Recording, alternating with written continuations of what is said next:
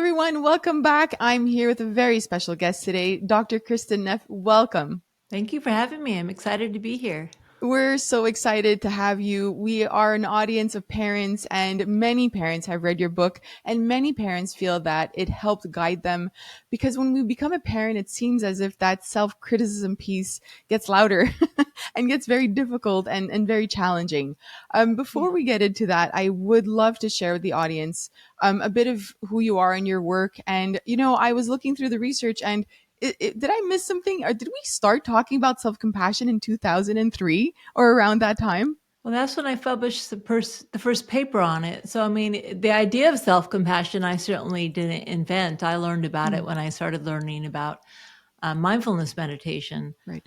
But I was the first one to at least, operationally define and publish Hmm. a theoretical definition and a scale to measure it in 2003.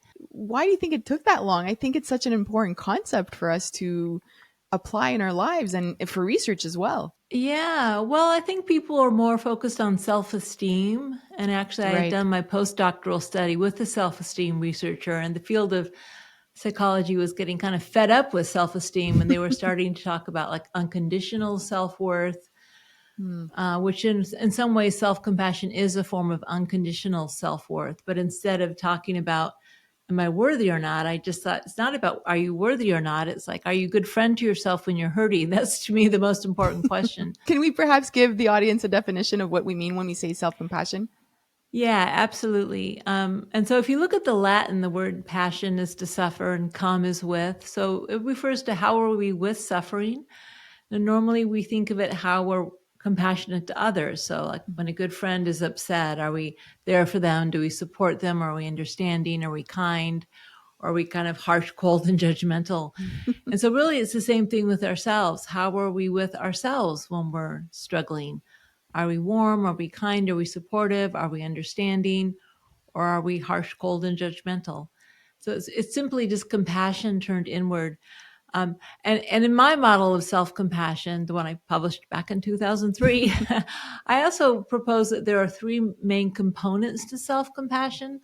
So the kindness is there. That's in a way the most obvious part of it. But mindfulness is also part of self-compassion. In other words, you need to be willing to turn toward and acknowledge that you're struggling, that you're hurting, but you have to do it with some space and balance. So if you ignore it and just kind of stiff upper lip it, nope, not a problem. You can't give yourself compassion. On the other hand, if you're sucked into what's happening and you can't, like, you're totally overwhelmed by what's happening, then you have no space to step out of yourself and say, what do you need right now? So you need mindfulness. And then also, I was really focused on how to differentiate self-compassion from self-pity, because Mm. self-pity isn't really healthy. And really the difference is other people. So compassion is a connected way of being. If I pity you, Cindy, it's like I feel sorry for you. If I have compassion for you, I say, oh, I've been there. So what Mm. makes Right. compassion is the sense of, everyone's human, everyone goes through, what they go through is different, but everyone struggles in their own way, some more than others, but everyone struggles, everyone makes mistakes. And so with self-compassion, we frame our experience of difficulty in light of the shared human experience. Mm. And so from my point of view, all three elements really need to be there in order for this to be a healthy, stable mindset, but they tend to go together. As you're So. describing this, I'm picturing conversations I've had with my friends when they were struggling, that I would express that kindness and that sort of feeling of you're not alone. I've gone through this. Many parents have gone through this as well. But Yes. when it comes to the self, it's not the same and it's so hard. And as I said at the beginning, from the parents that I've spoken with for the past couple of years through Curious Neuron, it's something that they struggle with so much, where we make a mistake or we feel that we're not perfect enough for our children, and we get stuck in these cycles of criticism and judgment. Where is this coming from? Many parents question, like, what is this voice that I'm hearing in my head? Where is it coming Yeah. from? Is it my childhood? And some parents say things like, I had a good childhood, so I don't know where it's coming from and I can't figure it out. So I don't know if I can fix this. So where is all this coming from? Yeah. Well, so it's handed down by evolution, Mm. right? So basically, when we are personally threatened by evolution, we're designed to go into fight, flight, or freeze mode. And when the threat is ourselves, because we've made a mistake or we've done something that maybe would harm our child, we try to either fight the problem, which means beating ourselves up, kind of getting ourselves in line, and that sense of control. When you know you've done something wrong, you have that sense of, well, at least I can control myself. Or we flee into a sense of shame and isolation. We kind of metaphorically like hide from the fellow group members, or we freeze and we get stuck. That's why the voice goes around and around in our head. It's like we're freezing. Now, when your good friend makes a mistake, you aren't so personally threatened. So you're able to tap into the system, which is actually the systems that parents tap into for their children, and that's the care system. It has a whole different physiology in terms of, the neurochemicals that are released, the sympathetic versus parasympathetic nervous system is different. But basically, care comes more naturally to others by evolution. And this is designed so that we take care of our kids and we take care of our fellow group members. So we are doing a little bit of a hack with self-compassion. We're doing something that's not totally natural, comes natural for others. And we're starting to treat ourselves as, a friend or someone we really care about, like a good family member. And the nice thing is the body doesn't really know the difference.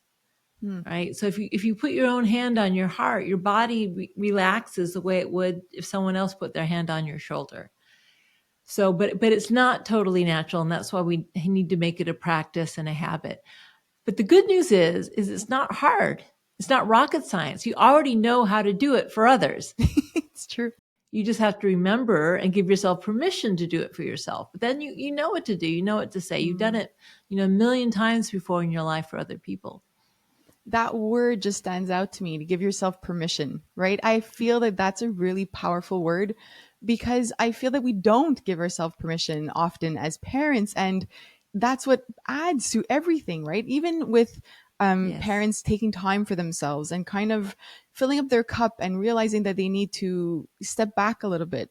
There's a lot of shame and guilt around that, and they don't want to give themselves permission for that. But that self-compassion piece and all of this is so important for our well-being. It is. Well, so as if evolution wasn't hard enough in terms of why we criticize ourselves, culture, this is where culture steps in. Yes. Our culture gives us messages, and I must say, especially women, but all caregivers, that we're supposed to be self-sacrificing, that we should always put our children first.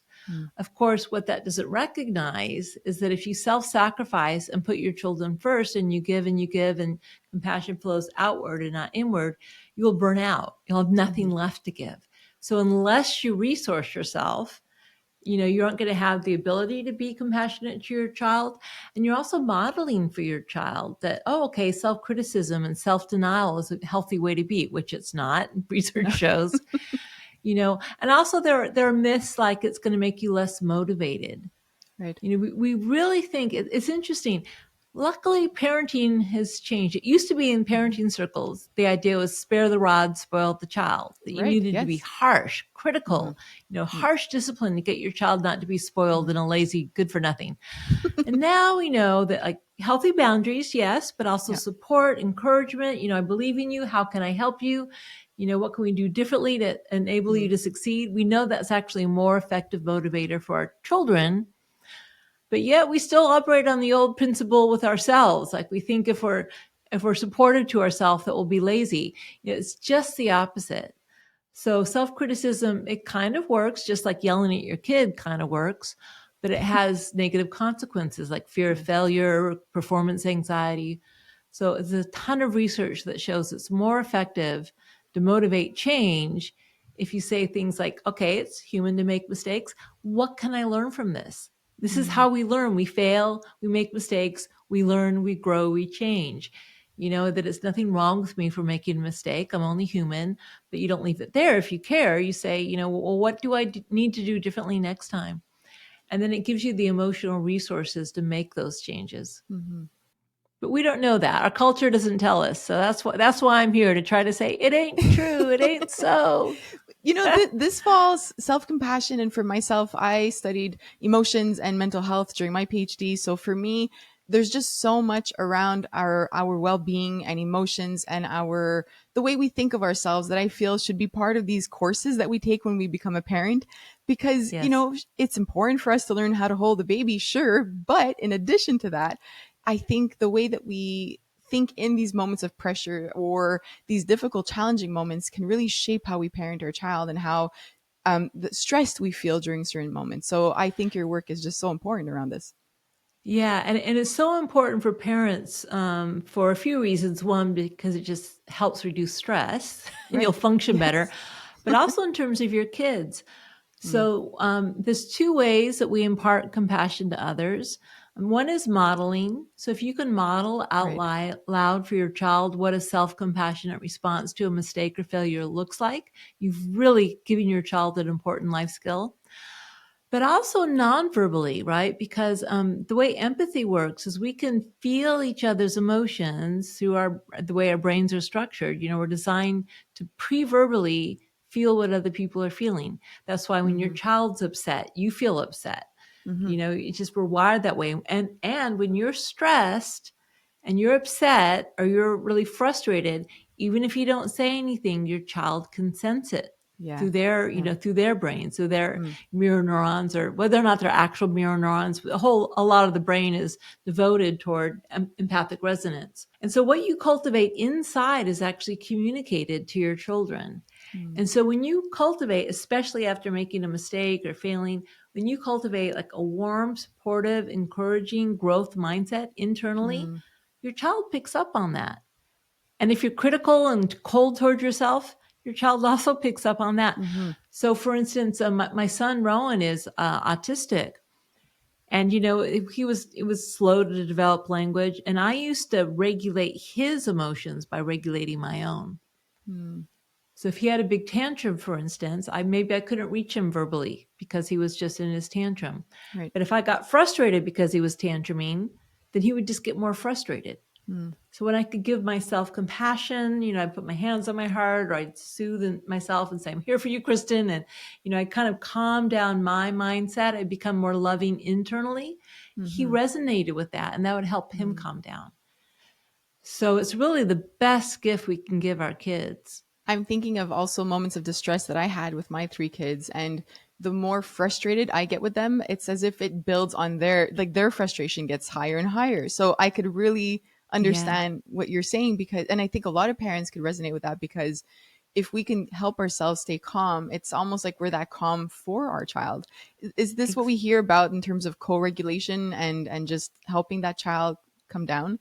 Yes, Mm, absolutely. Because again, we have this empathic system where, especially parents and children, because they're so close, we're mm, feeding off each other's mind state and emotional state. So you really have to pay attention to what is your own mind state like. right. And if you are loving, and if you embody kind of presence and calm and warmth and a feeling of connectedness, your children will benefit from that. Again, regardless of what you're saying externally, a lot of it is just your embodied presence. So, and plus, it also resources you. So that's like the bonus. Not to mention the fact that when you give yourself compassion for, I'm so overwhelmed because my child is tantruming, it also helps Yes. resources you so you aren't so drained. So it's really just win-win for everyone.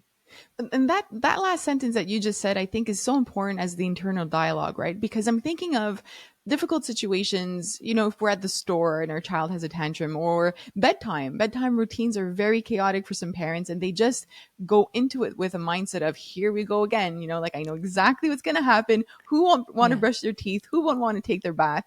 And Yeah. I do think that when we approach it very differently and shift that sort of mindset that we have, it changes how we approach our kids and how we respond to them. Yeah, it does. And they're very sensitive to it. Again, it's Mm, very subtle cues that aren't even spoken verbally. They can feel our internal mindset. mm. So taking care of our internal mindset is really important.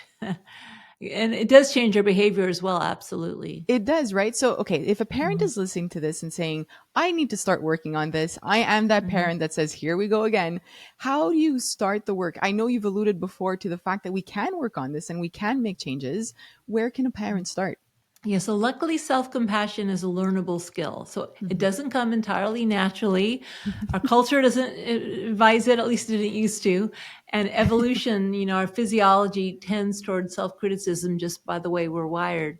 Mm. But because it's not difficult, and here's the important thing, because we have the template of compassion for others towards friends or family members, it's really just a matter of finding ways to remember. Well, the first thing is to give yourself permission to be self-compassionate.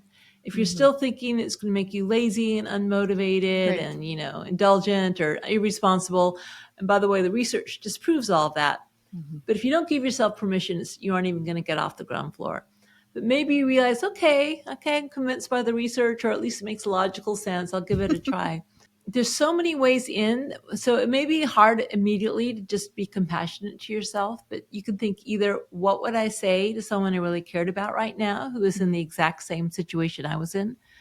So maybe, what would I say to my friend who says I go crazy Mhm. when my kids are, they can't brush their teeth. And you probably wouldn't say, oh, it's because you're a bad mom. At least I hope you wouldn't.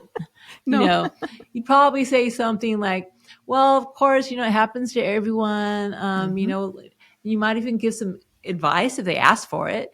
Mhm. Okay, well, maybe we can do something about how you do the routine, or maybe there's some other technique you could try, you know, or it's just a phase and they'll grow out of it. I mean, there's lots of things we know naturally to say to friends. So you can True. imagine, Mhm. what would my most wise, compassionate self say to a friend? And then say that to yourself. Or the other thing you can do is you can imagine, maybe someone who's really wise and compassionate, like maybe your parents or your grandparents are like that. You might say, what would that person say to me? Or you Mm. might have like some imaginary figure who's, the most ideally wise, compassionate parenting coach out there. What would they say? Right. And the thing is, we can think of what they would say. We can imagine It's it true. because we have those skills inside of us. Mm. And then you use that as a way to relate to yourself. And it feels a little awkward at first. I'm not going to lie. It does, because we aren't used to it. But eventually, we start to like let it in a little bit more, because there is a part of ourselves that's compassionate. We just usually don't listen to it when it comes to ourselves. We only listen to it when it's aimed at other people. It's true. So, I wonder, are there any phrases that we can say to ourselves if we catch ourselves in that moment and we're trying to practice, being our friend and speaking to ourselves that way. But if we catch yeah. ourselves in that moment of self criticism, what can we do to quickly switch that over? So I've developed a whole suite of things called the self compassion breaks, and Mhm. we have them designed for different types of circumstances. But a self compassion break is just a way of bringing in explicitly the three components of self compassion. Mhm. So, starting with mindfulness, just noticing, yeah, this is hard. In other words, turning toward the Mm. discomfort instead of focused on problem solving, which is focused on making the discomfort go away. Turning toward the discomfort and just Mhm. acknowledging, this is hard, this doesn't feel good. That's mindfulness. Remembering that you aren't alone. This is part of life, or it's part of being a parent. That's remembering Mm. your common humanity. And then you bring in some words of kindness. Not only words, but it can be very helpful to use physical touch. Again, Right. because physiology is involved in this. So Mm. the care system is involved with the parasympathetic nervous system activity. The whole way our infants, before they learn to speak, know that we care is because we touch them a certain way with a certain Mhm. quality of soothing and support and caring. You can actually put your own hands on your heart or your face, or, hold yourself in a way that lets your body know, I'm here for you. I care about you. And Mm. that can be a way to calm down your physiology first, which then allows the mind to follow. So supportive touch, and then also just any words of kindness, warmth, support. And remembering that this doesn't mean we lie to ourselves. It's not like we say, oh, don't worry, you just snapped at your kids and made them cry. It happens to everyone. Well, it Mhm. does happen to everyone, but you aren't going to say it's not a problem if it is a problem, right? Right. That's not Right. kind. So Mm. yeah, it's a problem. It happens to everyone. What can I do next time? What triggered me? How might I approach this differently? Or maybe I need to go have a word with my child to let them Mhm. know that, yeah, mommy's human and snapped, but she still loves you, whatever. So it's not sugarcoating reality, because that's not Right. compassionate. It's Yeah. giving honest feedback, but in a caring, supportive way, understanding that we're only human. We're just doing the best we can moment to moment. And so we work with ourselves as opposed to against ourselves. And it's actually much more effective. Yeah. I love that you just said that. And I think it's important that we address that self compassion is not about just saying, well, I yelled at my colleague, or, I'm only human. Well, I yelled at my husband today or my wife. I'm only human. I think it's really important that we say that because as I speak to people about self compassion, sometimes I get that sort of pushback of like, what does that mean exactly? Just like accepting everything you do, even if it's wrong, not, so that it's important that that we bring that up as well. Yeah. So we accept ourselves, but not our behaviors, and we can Right. separate them. Mm, So I'm unconditionally worthy, even though I make mistakes, but mm. my mistakes could use some work. Right. So we kind of Exactly. separate ourselves from our behaviors. There's something that I like to call fierce and tender self compassion. So tender self compassion is about acceptance. It's about, unconditionally accepting our self worth, even though we're flawed human beings, and accepting that sometimes our emotions are uncomfortable. Can Hmm. we just be with that?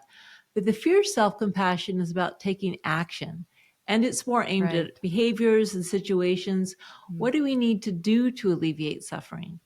And we can separate those things. Just mm. because what you said was not okay doesn't mean that you aren't okay. Right. you know? Yes. The physical touch piece, as I was reading your book, I've done that before where I place my hands on my heart, but you talk about kind of like hugging ourselves too in some parts in a part of your book. And I remember the first time I was like, I don't know if I should do this. Let me give it a try. And I kind of fell into it. I don't know how I that's the only way I could explain it. Like the same way you would fall into a hug when somebody gives you a hug and you're like, oh, I needed this so badly. Yes. And the feeling Yes. was beyond it. It made me feel very emotional. I was like, why haven't I hugged myself before? So I just want to Mhm. thank you for bringing in that physical piece and mentioning that it's going to be awkward. And as you did now, right? Yeah. That physical piece is not something we're used to doing, but I want to bring it up because maybe somebody listening to this might say like, I don't need to place my hands over my heart, but it does something to us. It feels It good. it it changes your physiology Mm, is what it does, and that when mm, when you downregulate the sympathetic nervous system reaction, it's actually easier to be calm and to make wise decisions. mm. And if that's just too awkward, you can pet your cat. But with the intention to soothe yourself, not just to soothe your Right. cat. Yes. And so that there's, people are different, things work differently for different people. So I encourage everyone to find their own form of touch that Hmm. authentically feels good and supportive and soothing. But it does, because instead of our brains trying to solve the problem, with even thinking about it or maybe saying something, even, it's just our bodies know we're cared for. And then, okay, Yes. I could relax. I feel safe. Yes. Yeah. It's so important. I'm thinking of um, a lot of schools now are bringing in, social emotional learning and talking about the Mhm. importance of this. And I see it as, yes, that is important. In addition to that, what's important is that we learn a lot more about ourselves and that we could be doing a lot better when it comes to understanding ourselves before we understand empathy for others. We should be developing the empathy for ourselves. What are we missing here in society in terms of educating our kids and supporting our parents, for instance?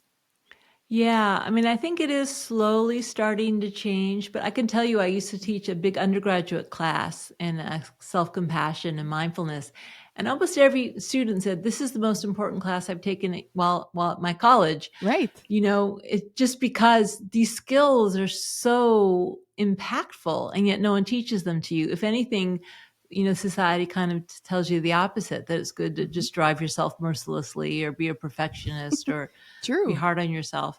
Right. Um, I do think it is slowly starting to change, but it just Mm, takes everyone to pitch in, because these are unwritten rules. mm. And so to change unwritten rules, we need to be aware, first of all, that we've been taught these messages and say, actually, I don't think so.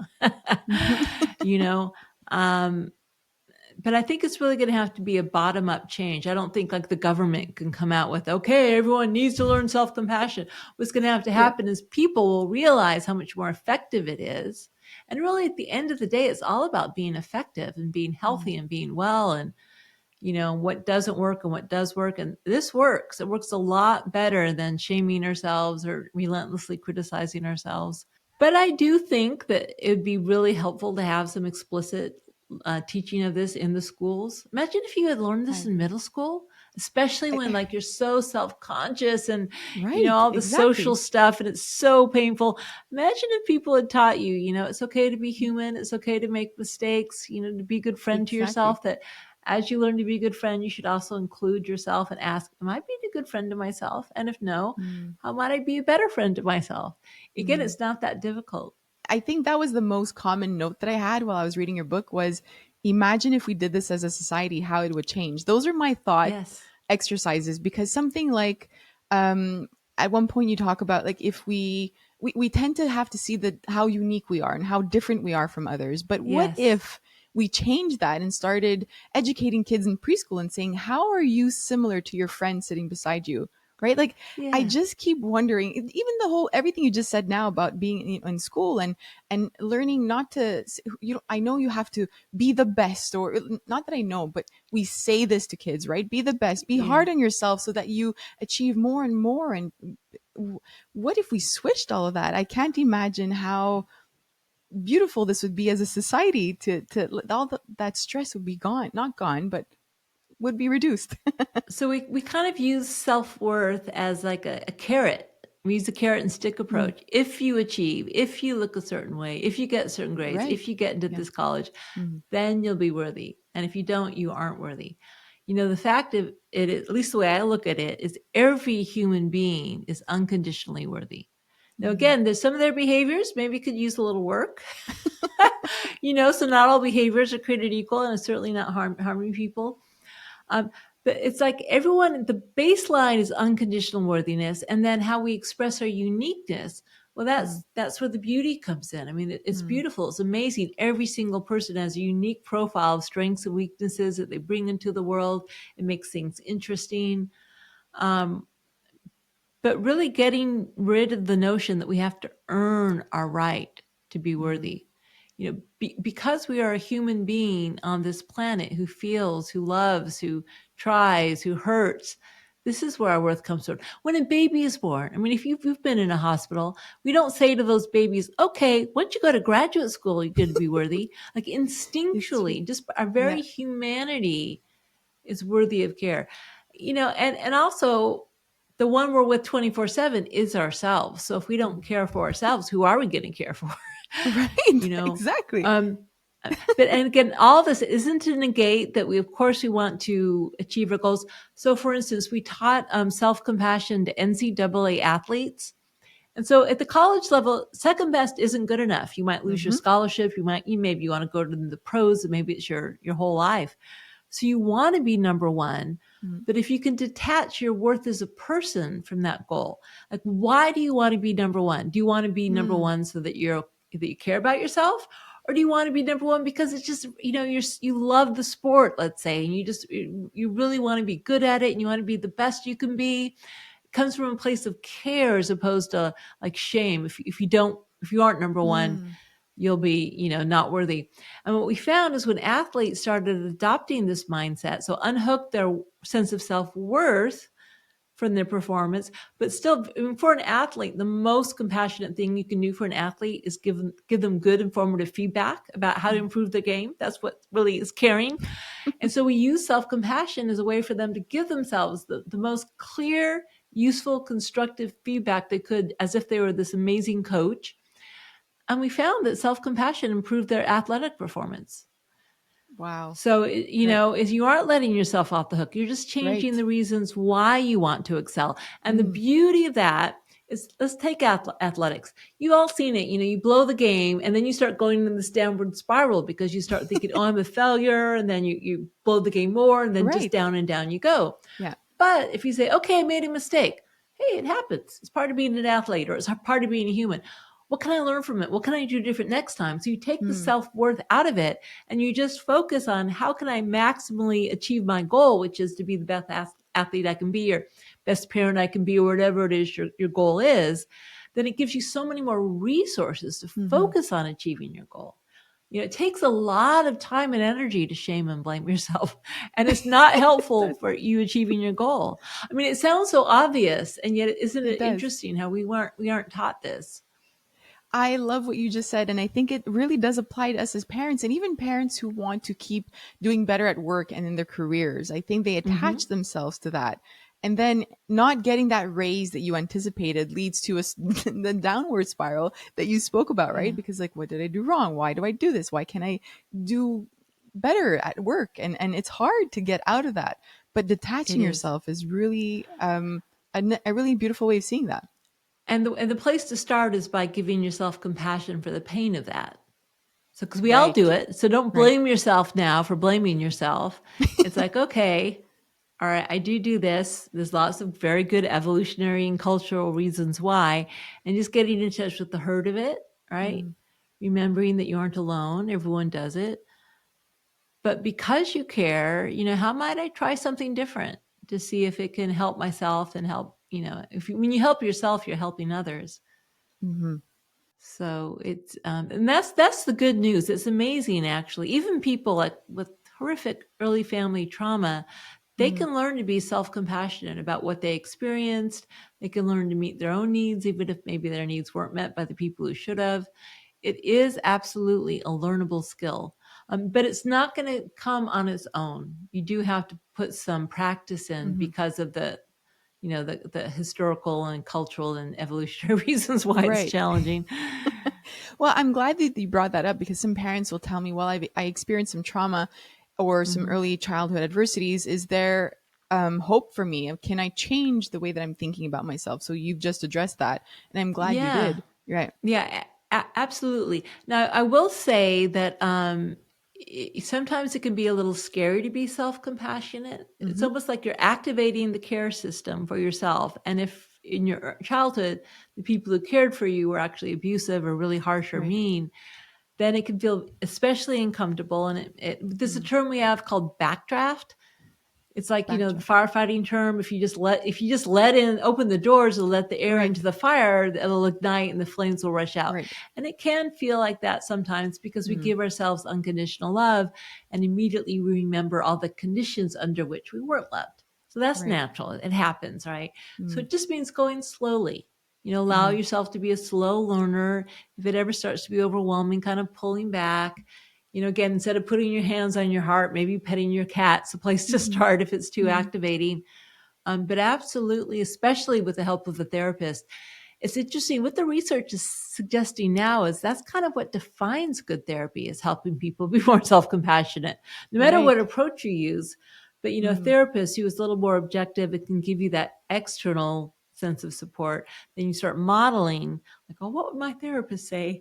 And that's partly how you internalize the lessons of therapy is by modeling. And a good therapist is compassionate.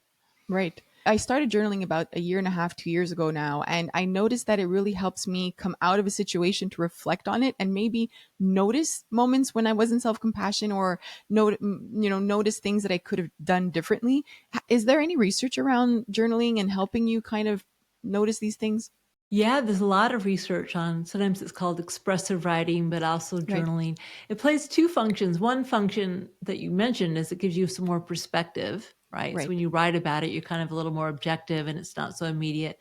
But it also has a really important expressive function. So just being able to do something like the physical act of writing, Mm. expressing your emotions through this form, it's almost like digesting your food. It allows you to digest the emotions. It's true, but it's a good analogy. It allows you to digest them more deeply when you write about them. It doesn't work Right. for everyone, but for some people who like writing, it can be a very useful way to work with the difficult emotions and think about them and have more perspective. And Got it. yeah, that's Right. great. Interesting. So I know that parents now that are listening, you've given us quite a few tips, and I think it's important for us to have those actionable tips. And also, anybody who's watching on YouTube or listening, I really highly recommend your book, Self Compassion. There are exercises that anybody can apply and start working on, and journal about, or just try. So it's a great place to start. And your website as well. You have activities that we can do there and meditations, right? Yeah, I've got a lot of free recorded practices and meditations, and I'm actually starting a new self-compassion community. Mm. It's a membership where we'll have access to even more practices, but we'll have mentor sessions. So if you want to have a group and get a little mentoring by a trained self-compassion teacher, gatherings with me, we've got video workshops, snippets, forums. It's, in other words, it's going to be a whole ecosystem Mm. designed to strengthen people's or to help people practice self-compassion, which is launching soon. I'm really excited about because I love that. it's such an important life-changing skill. And, Mm. not everyone wants to read a book or take a long course. Sure. So just I finding get that. little ways to practice Yeah. is what I'm after. Easy ways to practice. Is it targeting just adults, or I'm thinking the teenagers you mentioned before?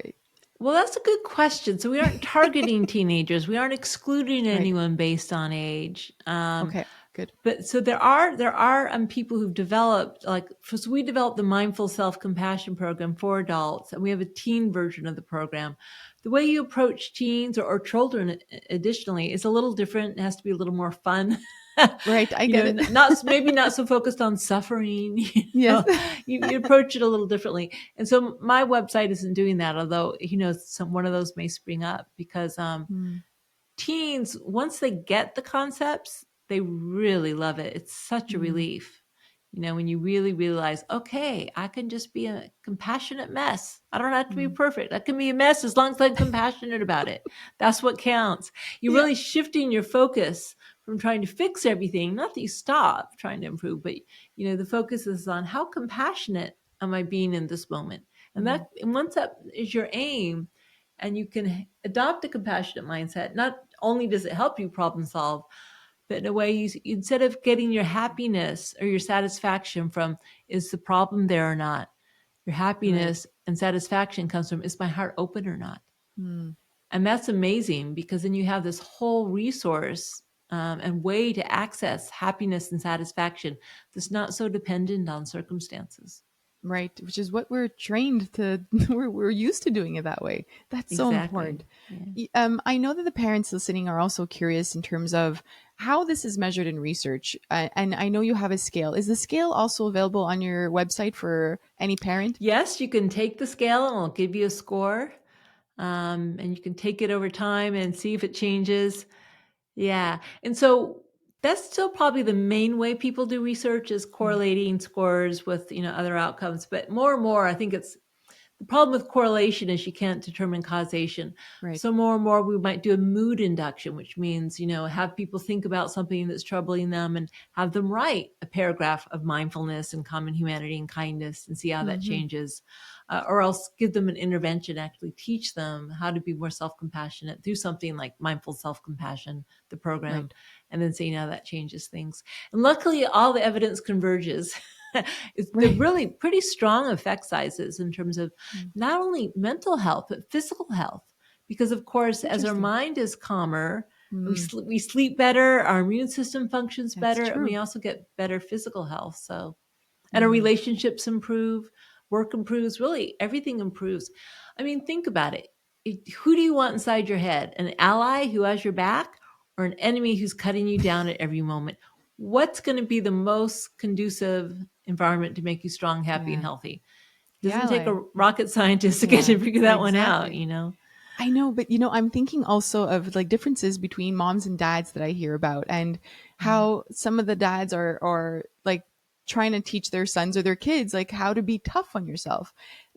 Are there any gender differences in how in self-compassion, or are there any do you have any advice for moms and dads?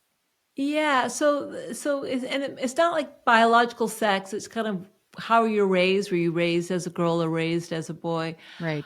So going back to the fierce and tender self-compassion. So fierce Mm. self-compassion is about taking action to alleviate suffering. Tender self-compassion is kind of using nurturing and acceptance to alleviate suffering. Both are important. It's like yin and yang, and we need them Hmm. in balance.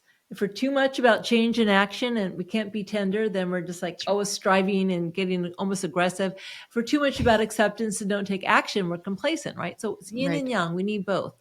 Mm. But if you look at gender role socialization, boys, they're allowed to take action. They're allowed to be fierce. but they aren't allowed to be tender. So they get the message that somehow it's weak Right. to Exactly. be in touch with their emotions, when the research shows it's the exact opposite. It makes them a Mm-hmm. lot stronger. They're much better able to deal with the tough stuff if they can support themselves when things are difficult, as opposed to just shutting Right. down.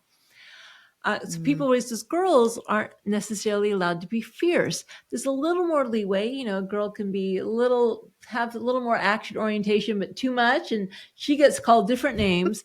She's too True. ambitious or too loud, Right. or like an Yeah. angry boy. People think, oh, he's so passionate. An angry girl, oh, she's crazy. So Mm-hmm. there are gender roles still Right. shaping really the ability to balance both.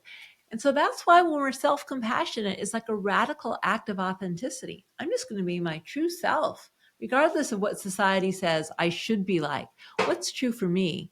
And Mm. that's such an act of self-compassion. Mm.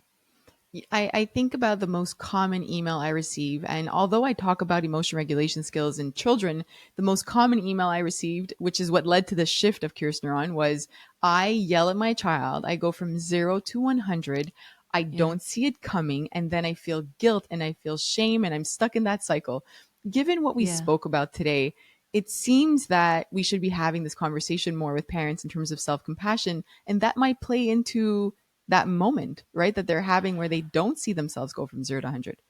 Yeah. And so I'm going to be totally honest. It's not like that totally goes away. So it's not like this Right. is magic It's dust. It's going to make you into a perfect person and you'll stop being reactive and you'll never snap or right. yell. I wish I could Right. say that, but that would It, mean we wouldn't be human anymore. yes. Thank you. But what it does do is, earlier on in the cycle, if you could like deal with the fact that, well, I'm getting really frustrated. And if you can catch yourself and give yourself some compassion, just put like your hand on your heart and like, oh, this is really hard. That could help from Mm, having that blow up. But really importantly, when the blow up does occur, so you can deal with it two ways. One is, oh, I'm terrible. I'm ashamed of myself. And mm. like you cut yourself down and then that makes you feel worse. And then you're more likely to do it again. It's true. But it actually can be an opportunity, because I'll admit it, I've lost it with my son, and not a lot, but I do occasionally. You just model self-compassion. Okay, what I did, I'm really sorry. I was out of line. It is human. It Mm, happens. But let's, here's the steps, proactive steps I'm going to take to try not to let this happen again. mm. Then you've just taught your kid a great lesson about humanity and how to deal with being imperfect. Again, it's about the acceptance. I'm Right. okay. And then the change is, what can I try to do Mm, so that it doesn't happen? What can I learn from this situation? Which mm. is such an important lesson to give. Right.